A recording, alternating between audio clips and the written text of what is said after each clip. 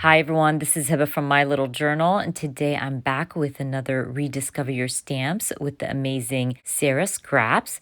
Today we are going to rediscover our Paper Person Alpha Stamp, Eva. It is one of my favorite alphas, and I can't wait to use it on my spread today. As always, I have Sarah's link down in the description box for you.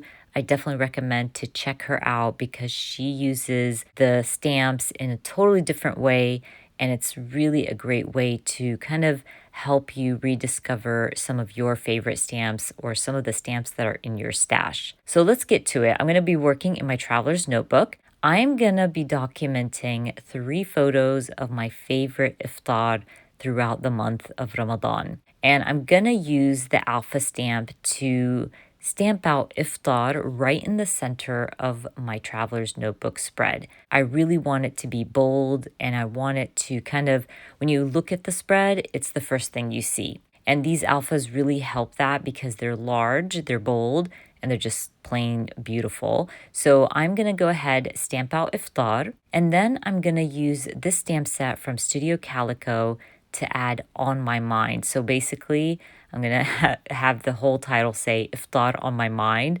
And I love that idea because when you're fasting, all you're thinking about is iftar and when you get to eat. Once I stamped that out, I decided to use these little starbursts from the stamp set to add a little something to my title.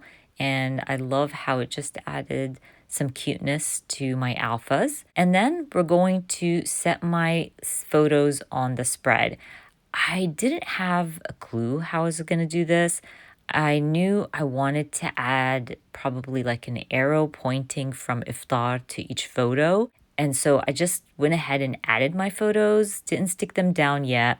And I'm happy I didn't because I thought better of it. And I thought I don't really like the idea of all the arrows coming out from my alphas towards the photo. I felt like it was gonna be too hard to maneuver the arrows from the title to the photo, if that makes sense. So I decided to actually point them from the edges of my spread. That way I can move the photos towards the title, and it worked out perfectly. I feel like it was more balanced that way. It was just not going to work all pointing from my title. Anyways, now that I know where every photo is going to sit, I go ahead and stick them down. And then I'm going to add a little something to my photos. First, I thought I could add some circles, maybe hearts. It's a great spot to create little clusters and also bring in some color because at this point, it's a very black and white layout, and I want to bring in some kind of color to my spread. So I end up adding like doodly circles, and then I'm going to grab some hearts and stamp them in red in the doodly circles. That way I bring in the color red, and I decided on red, by the way, because on my spread, if you notice on the bottom left corner, there's a little arrow that says ups, and it's in red, so I went with red.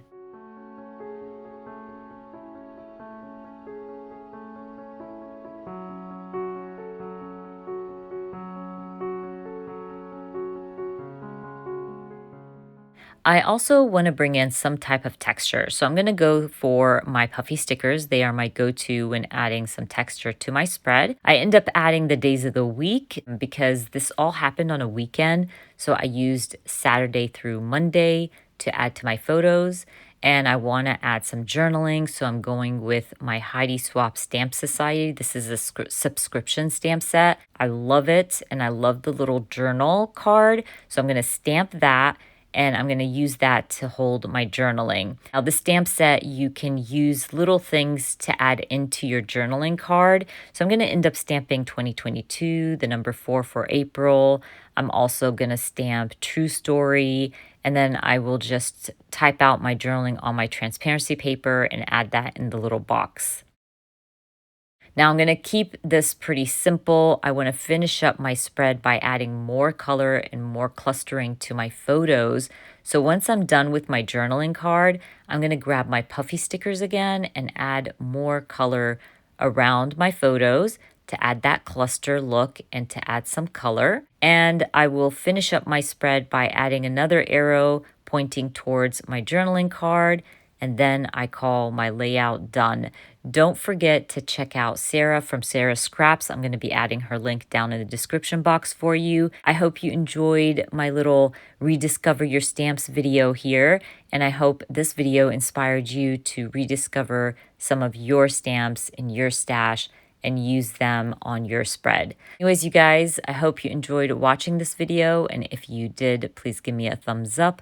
And if you are new to my channel, please consider subscribing, and I hope to see you guys very soon. Bye.